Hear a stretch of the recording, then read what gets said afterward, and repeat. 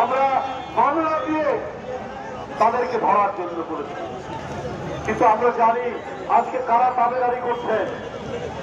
শেখ হাসিনা যাদের তাবেদারি করতেন তাদের সাথে সক্ষতা কাদের? দুই একটি ইসলামী দল আজকে এটাকে মার্কেটিং করার চেষ্টা করে, কিন্তু তাদের বলে না থাকলে তো আপনারা রাজনীতি করতে পারছেন না। কোন দুষ্কৃতিকারী এই দলে থাকবে না, কিন্তু তারই বলতে পারে। আমরা শেখ হাসিনাকে দেখেছি জেলায় জেলায় মাফিয়াদের বিরুদ্ধে অভিযোগ হচ্ছে, কেউ মাদক ব্যবসায়ী, কেউ খুনের অভিযোগ আছে।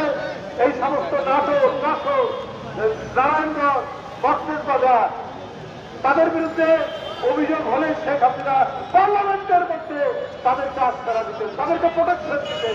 কিন্তু তারেক রহমান এই ধরনের ন্যূনতম কারো কোন অপরাধের খবর পেলে সাথে সাথে দল দিতে বলছে। এই তো না, এরই মধ্যে 5.5 থেকে 6,000 দলের নেতাকর্মী, অঙ্গ সংগঠনের নেতাকর্মীকে তিনি সাংগঠনিক বড় নেতা নই, মাঝারি মেজ বা সেজ গ্রেডের নেতা। আমরা জানার আগেই ভারপ্রাপ্ত চেয়ারম্যান লন্ডন থেকে নির্দেশ দিচ্ছেন বিভিন্ন অঙ্গ সংগঠন থেকে, তোমাদের এই শ্রেণীর অপরাধ। এই যে মিটফোর্ডের সামনে যে হৃদয় বিতরক দুঃখজনক ঘটনা, সৈনিক বাংলাদেশ জাতীয়তাবাদী দলের সিনিয়র যুগ্ম যুগ্ম মহাসচিব সহ উপস্থিত নেতৃবৃন্দ, বাংলাদেশ আজকে আমরা এখানে দাঁড়িয়েছি একটি দল, একটি গোষ্ঠী, এই বিএনপিকে, আমাদের ভারপ্রাপ্ত চেয়ারম্যানকে আজকে তারা এর প্রতিবন্ধ করার চেষ্টা করছে। বিএনপি তার অঙ্গ সংগঠন আজকে যেখানে দাঁড়িয়ে 17 বছর যুদ্ধ করেছে, সেখানে এই দুই মিলে এই সংগঠন আমাদের এই নেতা এবং আমাদের দলকে কোনোভাবে পরিশুদ্ধ করতে পারবে না।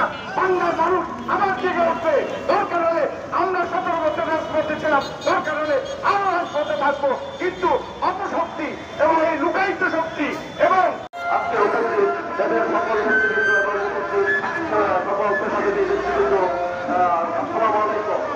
আমি আজকে বিধানসভা থেকে একটি কথাই উত্তর করতে চাই, যারা এই একটি ক্ষুদ্র সংগঠন, যারা রহমানের বিরুদ্ধে বিভিন্ন ধরনের অপপ্রচার চালাচ্ছেন এবং প্রযুক্তি করছেন, তাদেরকে আবার আমি হুঁশিয়ার করছি, যদি আপনারা এই সমাজ বন্ধ না করেন তাহলে এই দেশের জনগণ আপনাদেরকে সঠিক এবং উচিত শিক্ষা দেবে। আমি আপনাদের এই